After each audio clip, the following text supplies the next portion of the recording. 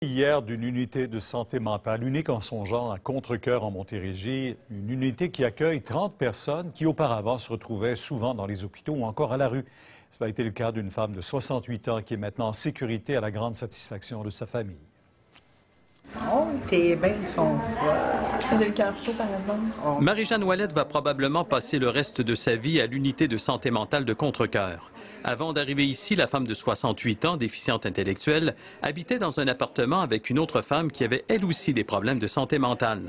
Marie-Jeanne brûlait la chandelle par les deux bouts au grand désespoir de sa sœur de 75 ans. J'ai couru partout pour essayer de la placer. Je l'ai ramassée. J'allais la chercher à Montréal, à la prison. Elle partait avec des messieurs, n'importe quel monsieur, de drogue. Elle craignait toujours de recevoir un appel de la police annonçant la découverte de son cadavre. Elle pouvait passer des jours à errer et à coucher dans les rues de la métropole, même à un âge avancé. Il y aurait au moins 6000 femmes sans abri à Montréal, mais on en parle peu. On ne savait plus ce qu'elle était. Elle donnait toutes ses choses. Elle donnait son argent, elle donnait tout. Il n'y a aucun contrôle. Un jour, leur appel a été entendu par des travailleurs sociaux qui l'ont référé au C3S Pierre Boucher.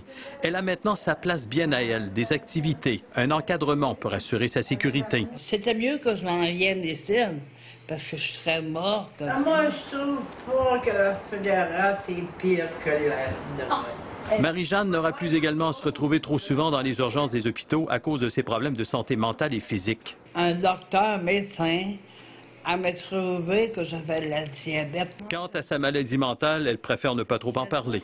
La santé mentale, là, on oublie ça. Été comme hiver, ses sœurs lui rendent visite plusieurs fois par semaine. Elle croit que de nombreuses autres familles devraient profiter de tels services. Ces personnes-là ont besoin de soutien. Ils ont besoin de place comme ici. Mais il n'y en a pas. Je me fais des amis. C'est comme un paradis. Harold Gagné, TVA Nouvelles, Contrecœur.